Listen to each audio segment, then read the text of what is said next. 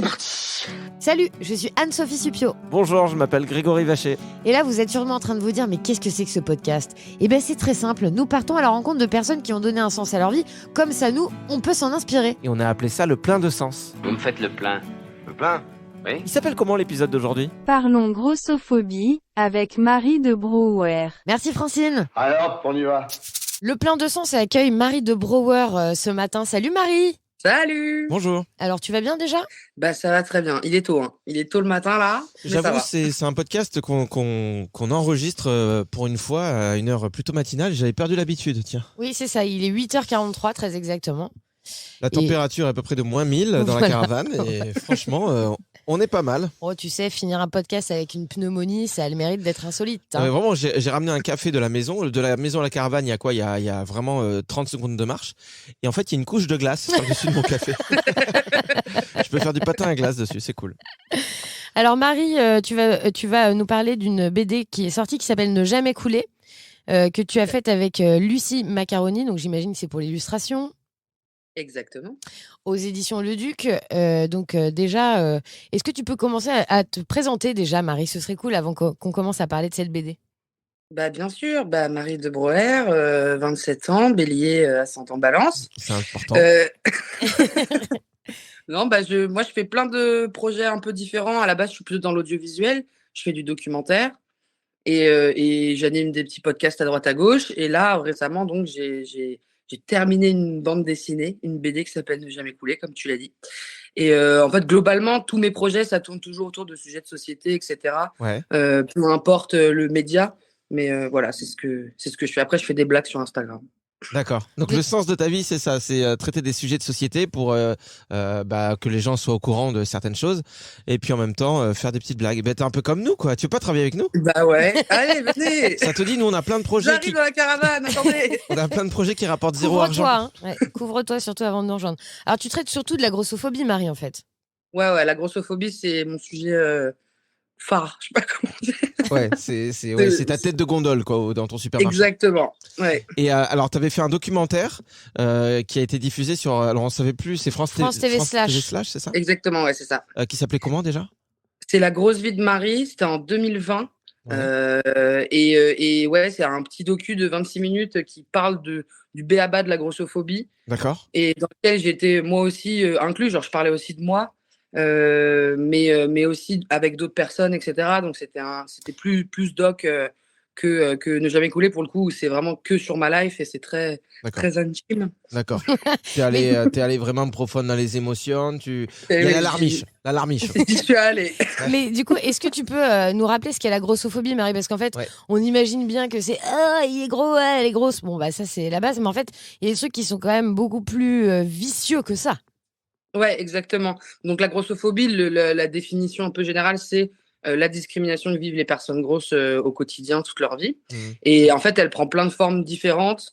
Et elle est, c'est ça, elle peut être assez vicelarde, en fait, la grossophobie, parce que donc il y a la grossophobie systémique, c'est-à-dire qu'on va pas avoir des prêts à la banque, on va aller chez le médecin, on va subir des humiliations, etc. D'accord. Sur le fait qu'on est gros, et ça concerne les hommes, les femmes, etc. Et ça peut être aussi la petite remarque de Tata Josiane qui te dit « T'es sûr que tu veux te resservir des pâtes ? T'es sûr que c'est bon pour ce que t'as ?» Et toutes les petites phrases du quotidien qui sont en fait des violences à la fin, quoi. Ouais.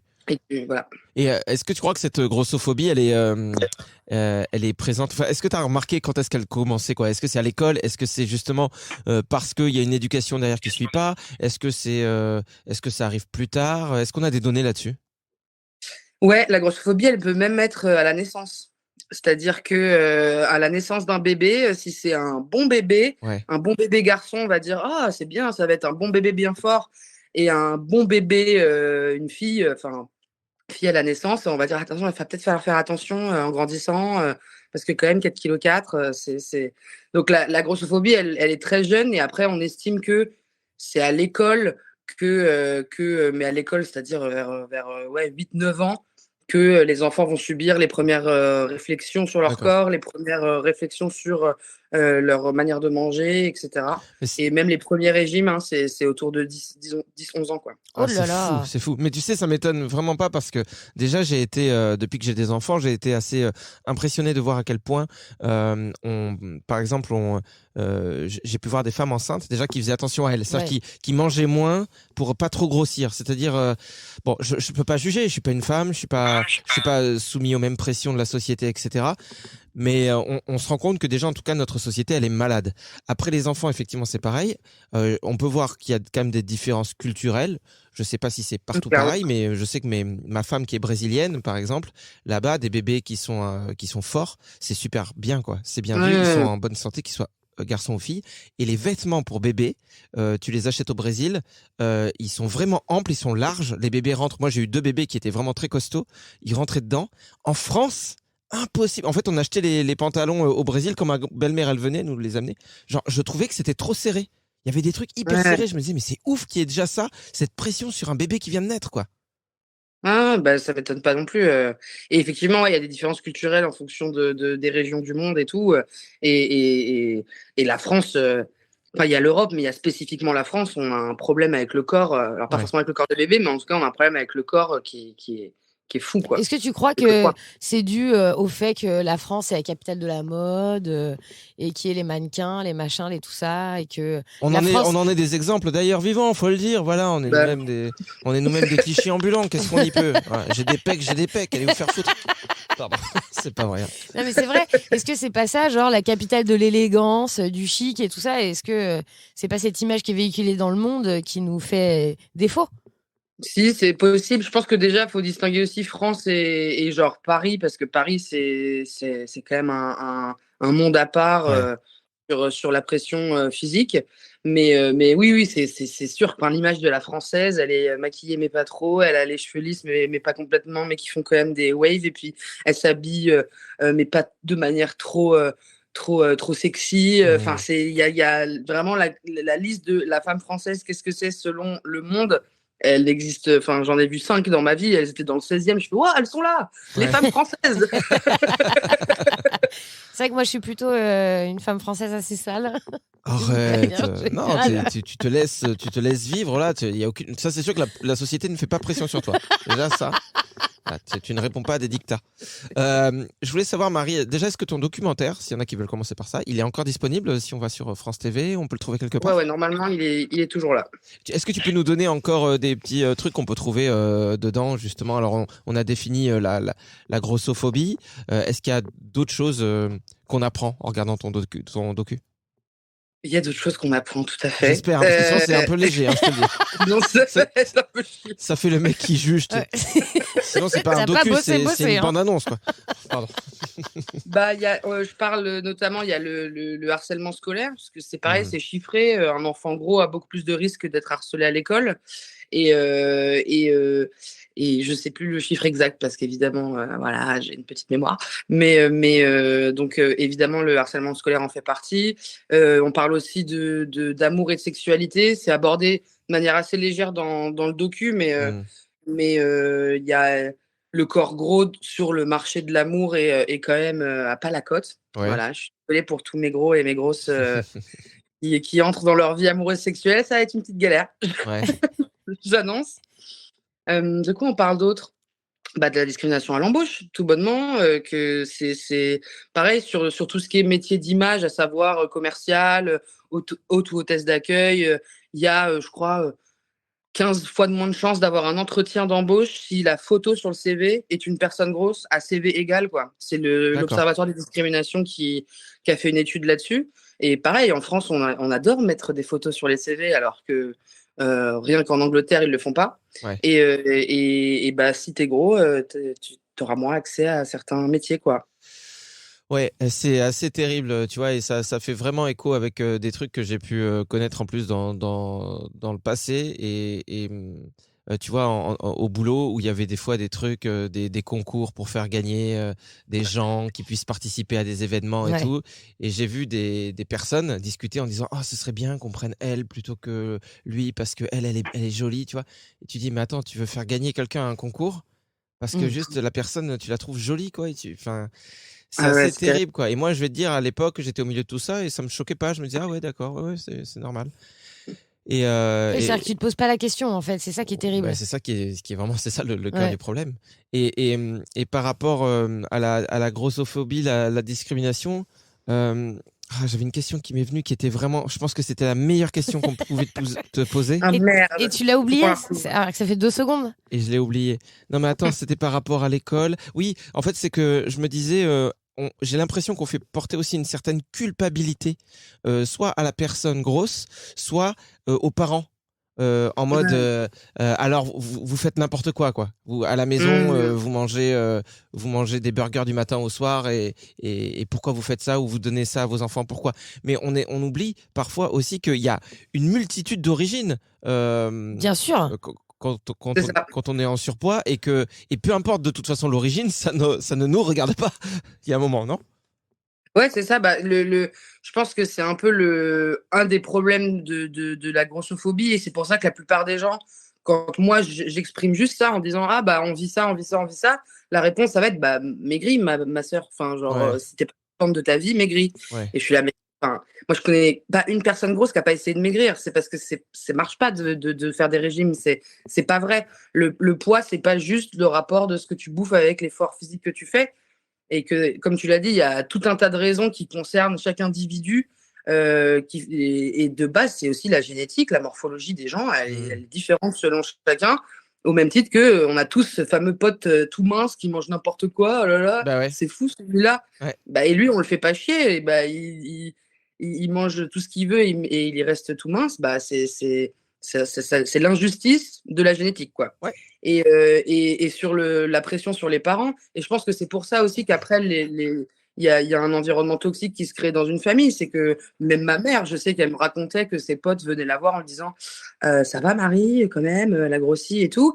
Et que bah, pour une mère, c'est genre super, super alarmant qu'on vienne te parler un peu discrètement pour te dire mais qu'est-ce qui se passe et tout. Alors que toi, tu as l'impression de faire les choses au mieux. Et qu'en plus de ça, il y a un moment, les enfants, ils ont un certain âge, ils mangent ce qu'ils ont envie de manger. Enfin, les parents sont pas non plus dans le contrôle de ce que leurs enfants mangent. Et donc oui, là, les personnes grosses sont pas grosses parce qu'on les nourrit que de pâtes, de frites et de ketchup. En fait, c'est pas ça. Et laisser les parents tranquilles, ils font ce qu'ils ont à faire. Puis c'est un peu le problème qu'on retrouve un peu dans tous les sujets de gens qui aiment beaucoup parler et critiquer des sujets qu'ils ne maîtrisent absolument pas. Ah mais ça c'est fou, hein. Ça c'est un sport national. Vraiment, ça. quand je dis les régimes ne fonctionnent pas et que les commentaires c'est fais un régime, je suis là mais vous ne m'écoutez pas. Ouais. Mais tu sais là, ce que tu disais sur ta maman, ça me fait penser à une phrase là qui m'est revenue. Quand mon fils il devait avoir je sais pas 10 mois, un truc comme ça, il y a un pote qui était à la maison qui le voit, qui me dit bon, il me dit pas il est costaud, mais il me dit un truc comme ça. Et le seul, enfin non, même pas, il me le dit pas, mais ce qu'il me dit c'est pire. Il me dit tu sais ton fils dès qu'il va marcher, il va s'affiner. J'avais rien demandé. C'est vraiment c'est encore pire que tout. Il va s'affiner, t'inquiète pas. Ah ok, bah du coup moi j'étais pas tellement inquiet en fait. D'accord. C'est ça me plante des petites graines. Mais ça plante des graines effectivement. Et derrière, oui, c'est vrai que j'ai mis mon fils au régime et que je l'ai inscrit au concours Miss France. Et normalement, je croise les doigts, il est en lice pour être Miss Bourgogne l'année prochaine. Baby first. Alors qu'il habite même pas dans la région. Mais attends, mais du coup, Marie, moi, j'aimerais savoir, parce que là, du coup, on parle du négatif, mais j'imagine qu'avec tout ce que tu as fait à travers les documentaires, la BD qui est sortie et tout, tu as dû avoir aussi des retours hyper positifs de gens à qui tu as fait du bien, de gens qui se sont dit non mais attends, en fait, effectivement, si je prends un peu de recul, c'est pas moi le problème. Ouais, bah franchement, là, ça fait quelques années que ce sujet-là, il est médiatisé, donc c'est trop cool. Et ça a été, évidemment, ça a commencé par d'autres meufs. On est, je sais pas, je vais dire une petite dizaine. Il y a beaucoup de gens sur Instagram qui sont quand même visibles, de personnes grosses qui font du contenu. Pas forcément pour parler de grossophobie, mais juste pour être visible. Et je pense que tout ensemble, on crée un petit monde en mode regardez, il y a des personnes grosses qui vivent bien et t'inquiète, déculpabilise, etc. Parce que moi, je crois que j'ai capté que ce que je vivais n'était pas normal. Je devais avoir 19-20 ans, un truc comme ça. Et donc, quand je reçois des messages de meufs qui ont 13 ans et qui me disent comment on fait pour avoir confiance en soi? Moi, je me sens bien dans mon corps, mais c'est pas non plus la folie et tout. Je suis en mode, waouh, trop bien que cette meuf-là, elle a entendu le mot grossophobie, elle a 13 ans. Je suis tellement contente parce elle va pas perdre trop de temps à se poser. Enfin, en tout cas, elle va perdre moins de temps que moi, quoi. Mais c'est sûr parce que tu vois, moi qui vais avoir 40 ans cette année, j'espère que vous allez faire une fête, un truc. Arrête de parler de ça. Je vais vous faire une liste. Mais c'est vrai que tu vois, par rapport à ma génération, moi j'ai toujours eu un peu d'embonpoint, tu vois. J'ai Étienne, mon bourrelet, qui est toujours avec moi depuis hyper longtemps. Et je suis quand même toujours dans cette optique de me dire il faut que je rentre dans du 40, il faut que je rentre dans du 40. Donc je rentre dans du 40 en fait, mais j'étouffe parce que ça me sert. Donc, mais est-ce que la question, c'est intéressant de savoir du coup si vraiment tu as l'impression que tu veux rentrer dans du 40 pour toi? Non, c'est pas du tout pour moi, c'est ça le truc. C'est que j'ai bien conscience que, en fait, en réalité, je m'aime bien là, tu vois. J'arrive à un âge où ça y est, je m'aime bien, quoi. Mais en fait, je sens que pour les autres, en tout cas, c'est important pour moi de rentrer dans du 40. Et c'est débile. Bon, bref, c'était ma réflexion Surtout à moi, là. Surtout que, tu sais, s'il y a quelqu'un qui vient et te mesure, tu fais, ah, ça, c'est pas du 40, hein. Hop. Ouais. Je vais être plutôt sur un 42-44, madame. Allez. Allez, bonne journée. Je vous remercie. Non, mais c'est vrai, je crois qu'il y a un côté hyper générationnel aussi là-dessus. Peut-être que les générations d'aujourd'hui qui ont 13-15 ans sont peut-être plus amenées à une acceptation, j'en sais rien. Ou en tout cas, je sais que j'ai aussi eu des messages de meufs de mes 50, 60 ans et tout, où je sais pas, il y a une pote de ma mère, je lui ai fait découvrir la crème pour les cuisses qui se touchent, parce que ça faisait genre 30 ans qu'elle mettait pas de short et pas de robe, alors l'été, quoi, il fait chaud. Et je lui ai dit, juste cette crème, tu la mets et tu vas pouvoir mettre des robes et des jupes et kiffer ta vie. Elle était en mode, waouh! J'étais là, oh non, putain, on a tellement pas voulu. Enfin, là, en plus, je fais le jeu du capitalisme, hein, je vends des crèmes. Ouais. Ouais, mais bon, c'est pour la bonne cause. C'est comme... Et le truc des cuisses qui se touchent, ça concerne pas que les personnes en surpoids, grosses, etc. Mais quand même en bonne partie. Et il y a plein de meufs grosses qui n'arrivent pas à se mettre en short et tout parce que ça leur frotte trop et ça leur fait mal. C'est hyper désagréable. Putain, c'est hyper désagréable. Et moi, j'étais là, une petite crème, tiens, je change ta vie. Tu as 65 ans, va gambader, jambes nues au soleil. Ça m'a fait trop kiffer, quoi. Et c'est quoi cette crème, justement? Parce qu'il y a peut-être des gens en vrai qui peuvent se dire, ça m'intéresse. Alors, il y a Barrier-Derm de Uriage. C'est celle que moi j'utilise. Ouais. Bon, ça a des noms chelous, ça se trouve en pharmacie, quoi. Ouais. Ils appellent ça des crèmes isolantes. Donc, il doit y en avoir sur d'autres marques. D'accord. Après, il y a des trucs genre chez Decathlon ou dans les trucs de sport, Go Sport et tout. Il y a des rouleaux un peu pour les cyclistes parce que c'est souvent un bail de cyclistes de frottage de cuisses, quoi. D'accord. Et après, bon, il y a d'autres solutions, genre mettre des shorts sous les jupes et trucs comme ça. Et je voulais savoir aussi si parce que bon, je suis désolé, je te coupe un peu parce que là, vu que je perds mes questions au fur et à mesure, je les chope et je me dis vas-y balance là. Non mais je voulais savoir si tu trouvais que il y avait un manque d'adaptation de notre société aujourd'hui par rapport aux personnes grosses. On pense souvent aux personnes en fauteuil, par exemple, on se dit mais regarde, on peut pas aller au cinéma, etc. Moi, j'ai un beau-père, par exemple, qui est en surpoids depuis toujours, qui par exemple galère, vu qu'il est au Brésil, lui, il vient en partie plus en France à cause de ça, parce que c'est vraiment galère dans les avions et qu'il n'a pas les moyens de se prendre des places avec plus justement d'espace, etc. Ouais. Est-ce qu'il y a des trucs comme ça auxquels on pense pas et sur lesquels il faut que les choses bougent, quoi? L'accessibilité, ça fait partie effectivement des combats contre la grossophobie, tu vois. Donc, tout ce qui est salle de théâtre, salle de concert assise, etc. Tout ce qui est place assise, en fait, ça va être problématique. Ouais, parce que c'est hyper normé, quoi. On est obligé quand je suis avec des potes grosses, il y a plein de strates de grosseur parce qu'on essaie de communiquer tous entre gros pour savoir quels sont les problèmes de chacun. Oui, moi, par exemple, j'ai certains théâtres, certains endroits où je suis pas à l'aise, mais globalement, je peux m'asseoir un peu partout. Alors que j'ai des copines, c'est pas le cas. Et par exemple, il y a Fat Friendly, ils viennent de faire une cartographie des endroits où les personnes grosses peuvent aller et où c'est safe pour les personnes grosses. Et on est obligé de faire ça et de s'organiser comme ça parce qu'il ne faut pas qu'il y ait des accoudoirs.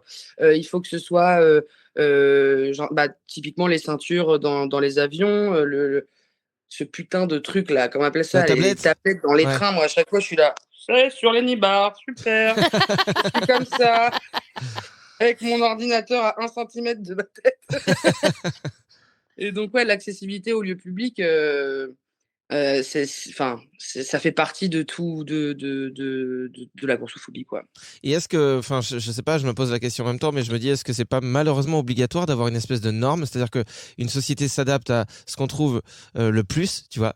Si les gens d'un coup mesurent 2,80 m, on va faire des trucs pour les gens de 2,80 m. S'ils font tous 4 cm, on va faire. Enfin, je dis pas que c'est normal dans le sens acceptable, mais tu vois, mais je me dis, est-ce que c'est pas malheureusement le résultat logique d'une société qui veut surtout vendre et faire plaisir au plus grand nombre plutôt que de privilégier le bien-être de chacun, quoi. Et est-ce que c'est possible? Bah, franchement, je pense qu'on est assez fort pour s'adapter à tout. Justement, il n'y avait pas de. Parfois, pour 3 escaliers, on met un petit ascenseur élévateur pour les fauteuils et ça coûte rien et ça change rien pour les personnes qui sont pas en fauteuil. On demande pas forcément à ce que genre il faut que du coup changer un théâtre entier qui a je ne sais quel âge, qui est un théâtre italien ou quoi, mais d'avoir juste un rang où il n'y a pas d'accoudoir comme ça, bah tout le monde peut s'asseoir accoudoir ou sans accoudoir, bah ça change déjà la donne, tu vois. Ouais, en fait, puis les solutions sont simples en fait au final. C'est ça. Et ça veut pas dire que il faut tout épurer pour que n'importe qui puisse aller à tel ou tel endroit, mais en tout cas de trouver des solutions parce qu'en fait que les personnes, que ce soit les personnes handicapées en situation de handicap, que ce soit les personnes grosses qui n'ont pas accès à certains endroits, c'est dans tout un truc de non-acceptation. C'est pas que ça. C'est pas que je vais pas pouvoir aller au concert de un tel. Et en plus de ça, il se passe ça à ma banque, il se passe ça quand je vais au travail, il se passe ça tout le temps. Ouais. Et que des petites solutions, ça peut vraiment changer les choses, quoi. Oui, tu parlais des tablettes. C'est vrai que si on imagine qu'une tablette, elle est réglable, que tu peux la mettre plus bas ou plus haut, suivant si t'es petit ou plus grand ou gros ou plus mince, ou si tu peux reculer ton siège. Enfin, c'est vrai qu'un truc comme ça, en vrai, ça serait largement faisable. Oui, puis typiquement, les accoudoirs, il y a plein d'endroits où les accoudoirs étaient bloqués. Maintenant, dans les avions, moi, les accoudoirs, je l'enlève, comme ça, je dépasse un peu et je dérange pas l'autre voisin. Enfin, c'est des petites choses. Écoutez les ingénieurs qui nous écoutent. Ouais, il y en a beaucoup. Nous, en plus, beaucoup, ouais. Beaucoup d'ingénieurs. Je veux juste faire une mini parenthèse. Depuis le début, donc on utilise le mot grosse. Est-ce que c'est pas péjoratif? Est-ce que c'est... Enfin, moi, est-ce que j'ai le droit de dire gros ou est-ce que du coup, c'est ta gueule, parle pas comme ça? Bah, à moi, tu peux le dire et je t'autorise à le dire. C'est un peu compliqué. Pas tant parce que en soi, ça reste un adjectif qui est devenu négatif, mais sans raison, parce que on peut dire un gros tableau derrière moi, bien sûr, ou un gros chat qui s'est barré. Mais et on va pas dire mais t'es grossophobe envers les chats en fait, à lui dire qu'il est gros. Donc l'idée c'est de se réapproprier l'adjectif parce que c'est vrai, je suis une personne grosse quoi. Après c'est sûr qu'il y a des personnes en surpoids ou grosses qui n'ont pas envie d'entendre ce mot-là, justement parce qu'il a été utilisé en tant qu'insulte et donc du coup on préfère détourner en disant rond, ronde. Mais sauf que moi, je trouve que c'est vouloir édulcorer le discours et que du coup, ça reste. Moi, quand on me dit oh là là, qu'est-ce qu'elle est ronde avec ses formes chaloupées, je suis un peu non, je suis grosse. C'est sympa, chaloupé. Ouais, c'est pas commun. Et attends, Marie, parce que moi, j'aimerais revenir sur un point dont tu parlais tout à l'heure. Donc, la discrimination, notamment sur le CV avec les photos. Ou sur les banques. Or, il n'y a aucun moyen de prouver que ton employeur, quand tu postules à un job, il est en train de dire non, je la prends pas parce qu'elle est grosse ou machin. Ouais, ça doit être dur, comment, du coup, comment on fait? Parce que du coup, est-ce que c'est quelque chose que tu ressens ou enfin, tu vois, comment on peut combattre ça, par exemple? Alors, la discrimination à l'embauche, c'est un peu galère. Mais après, c'est comme généralement, que ce soit des critères d'identité sexuelle, des critères raciaux, etc. C'est très, très, très dur à prouver. Hein. Si l'employeur t'a pas dit « je ne te prendrai pas car tu es gros », il n'y a aucun moyen de savoir. Mais quand tu vas dans... C'était Abercrombie & Fitch et qu'il n'y avait que des blonds surfeurs, tu te doutes qu'ils ont refusé 2-3 CV. Quoi. Mais donc, il n'y a pas trop de vraies solutions, en tout cas du côté des gens qui le subissent. Les solutions, ça va c'est terrible, hein, mais ça va être plus du côté institutionnel, quoi, de par exemple démocratiser le fait qu'on ne mette pas de photos sur les CV, ce genre de solutions-là. Ouais. Et après, pourquoi on sait que les gros sont discriminés? C'est parce qu'il y a une statistique, il y a des statistiques qui sont faites et que on se rend compte de l'accès à certains postes. Effectivement, il y a eu des enquêtes qui ont été menées par l'Observatoire des discriminations où justement ils appelaient des employeurs pour savoir, pour faire ce qu'ils font quoi, de l'enquête en disant alors est-ce que ça vous dérange d'avoir un employé gros? Ah bah oui, pourquoi? Et généralement ce qui vient c'est manque de motivation, flemmardise, manque d'intelligence, enfin des trucs tu te dis mais ça n'a aucun sens. Ah oui. Comment est-ce qu'en étant gros je peux être plus bête? Je sais pas d'où ça vient. Enfin, ça vient d'une image médiatique et télé, tu vois, mais en tout cas, disons Marie que si t'es pas forcément fut, ça n'a rien à voir avec ça. C'est plutôt ça que tu veux dire. Voilà, c'est ça. C'est juste un peu bête. C'est que si t'es pas une lumière, ça n'a rien. Enfin, t'aurais été pareil mince. Voilà. Continue. C'est ce message d'espoir que je veux donner à tous les gens qui nous écoutent. Voilà, si vous êtes un peu con, vous inquiétez pas, ça n'a rien à voir avec vous. C'est juste vous êtes comme ça, ok? Je voulais vraiment donner de l'espoir à tout un chacun. Non, mais c'est vrai que c'est absurde d'entendre des trucs comme ça. Tu te dis, enfin, t'as l'impression que c'est un mauvais film, quoi. Tu dis, c'est pas possible qu'à notre époque on puisse penser des trucs comme ça, quoi. Tu vois, tu dis c'est un mauvais film, mais je pense que typiquement le cinéma, ça fait partie du pourquoi les gens pensent comme ça. Parce que dans les années 90, on a foutu, mais je sais pas combien de personnes minces dans des costumes de gros en leur faisant manger des burgers et en disant je suis con. Et je suis sale et je mange. Et du coup, c'est resté dans la tête. Professeur Folding, des trucs comme ça. Il y avait Le Paris avec Didier Bourdon aussi et Bernard Campan. Des trucs comme ça. C'est tout ça qui vient. Et il y en a plein des images de personnages secondaires gros qui mangent des chips sur un canapé en étant un peu débiles comme ça. Bien sûr. Et tu te dis, non, mais en fait, on peut aussi être le personnage principal, juste il préfère Romain Duris. Voilà. Mais oui, mais tu vois, en fait, là, c'est hyper logique et pourtant, toutes les images viennent pendant que tu parles, quoi. Je pense aussi à l'acteur Jonah Hill, je crois, américain, qui a perdu énormément de poids, lui. Oui, et qui parle de sa souffrance par rapport à son poids dans un super documentaire sur Netflix où il est avec son thérapeute. Je sais plus comment ça s'appelle, mais c'est super intéressant parce que tu te rends compte que le gars, même en étant, il était au top du top du top, même en étant cette star américaine qui est dans tous les films et tout, le mec il souffrait le martyr en fait. Et ça juste ça lui cassait le cul qu'on le mette dans des rôles de le copain gros en soirée qui, comme tu dis, qui mange des chips. Rebel Wilson récemment, elle a perdu énormément de poids d'un coup et je crois qu'elle l'a verbalisé que c'est aussi parce qu'elle en avait marre d'avoir des rôles de bonne pote, de la bonne pote rigolote quoi, et qu'elle a envie de jouer du drame, qu'elle a envie de jouer autre chose.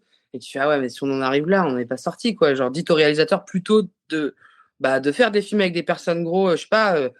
Il y en a eu quelques-uns, il y a quelques exemples, mais de films qui sont pas forcément comiques avec des personnages gros, genre Precious, je pense là, comme ça. Je l'ai pas vu, mais apparemment c'est un super film. Ouais, alors c'est un peu intense en termes de trucs horribles, mais c'est un bon film. Ouais, faut être en forme avant de le regarder, quoi. Mais c'est clair que tu te dis aujourd'hui, enfin, comment se fait-il qu'il n'existe pas, en tout cas là, j'ai aucun exemple en France, un film français où t'as des personnages qui sont peut-être gros dans une comédie par exemple romantique, mais où leur physique n'est pas l'objet du film. Et à aucun moment tu ne soulignes ça. Non, tu soulignes ça. C'est pas normal en fait quand tu y penses. Tu te demandes complètement taré.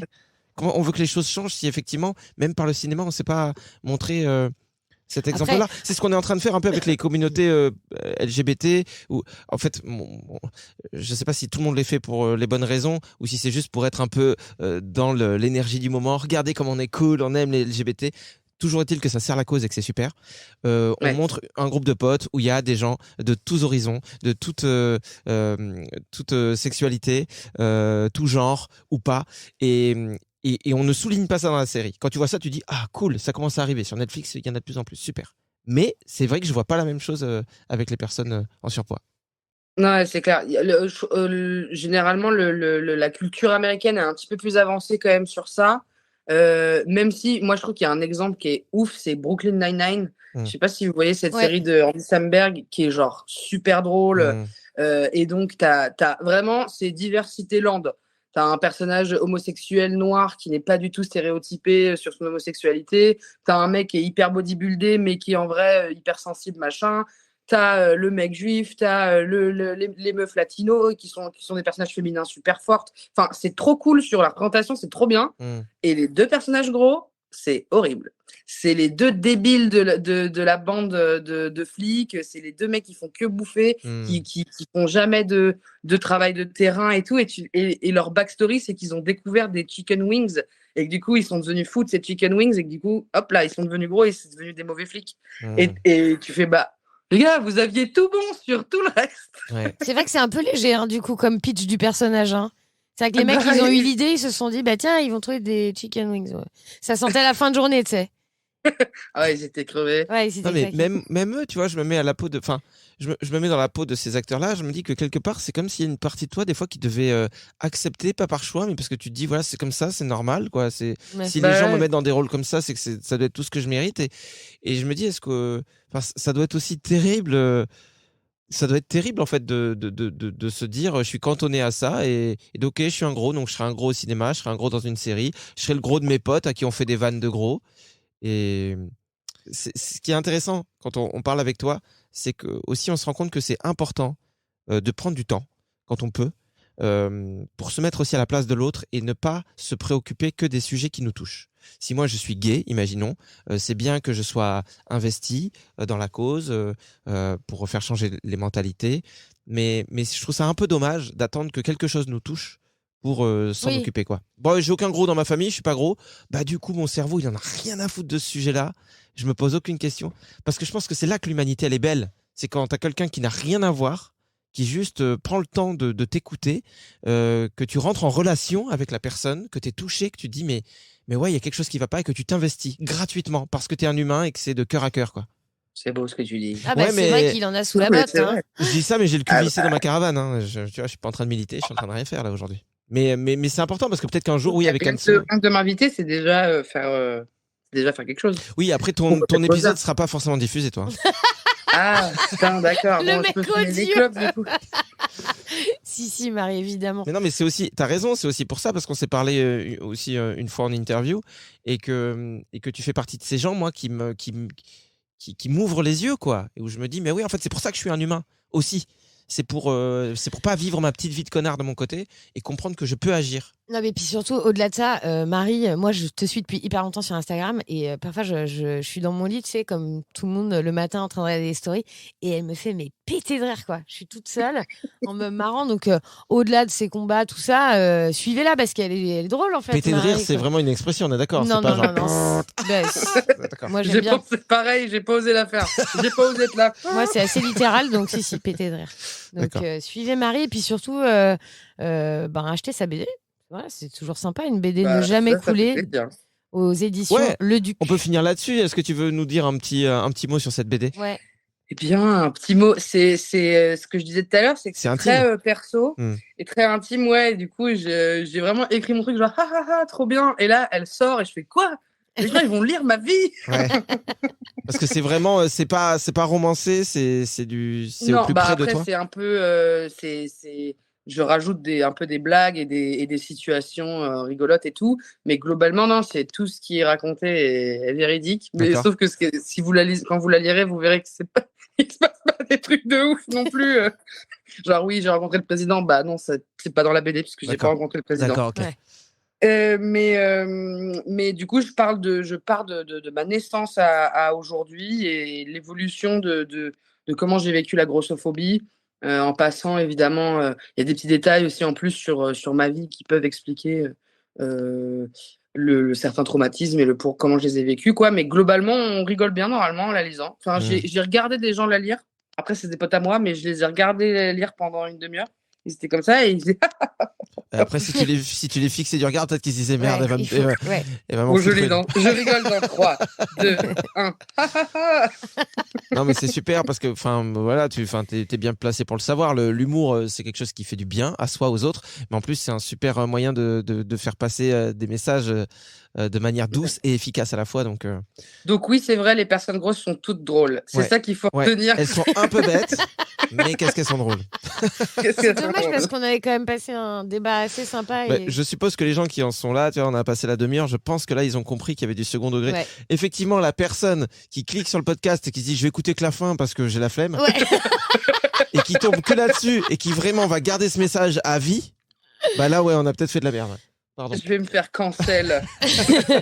Marie, en tout cas, merci beaucoup d'être passée dans le podcast Le Plein de Sens. On n'a qu'à se faire des bisous. Et quoi. d'ailleurs, un petit mot de podcast, de podcast à podcast. Toi aussi, tu as un podcast avec Maxime Muscat, si je dis pas de bêtises. Tout à fait, Tourista, 2 fois par semaine. Non, bien sûr que non, sinon on vivrait de ça. 2 fois par mois. Vous aussi, vous vivez pas du podcast. Ah, ça nous fait un point commun. C'est bien. On vivote. Nous, c'est notre objectif premier déjà, vivoter. Dans un premier temps, on verra si on peut. Merci d'avoir été avec nous, c'est un plaisir. T'es un vrai, j'allais dire t'es un vrai rayon de soleil, mais c'est tellement cucu. Non, mais tu vois, t'as des personnes lumineuses, t'as des personnes qui t'enchantent, t'as des personnes qui t'envoient leur énergie et où on a bronzé grâce à toi. Merci pour ça. Merci beaucoup, merci Marie. de m'avoir invité. Merci beaucoup. C'est trop Bisous. plaisir. À bientôt, salut. Merci d'avoir suivi cet épisode du Plein de Sens. Il y en a un tous les mardis. Et en attendant, vous pouvez nous retrouver sur nos réseaux sociaux. Oui, il suffit de taper la prod au fond du jardin sur Facebook, Instagram par exemple. Ah ouais. Suivez-nous, c'est sympa. Suivez-nous. Et même dans la rue, suivez-nous. Oui. On fera une queue leu. C'est collégial.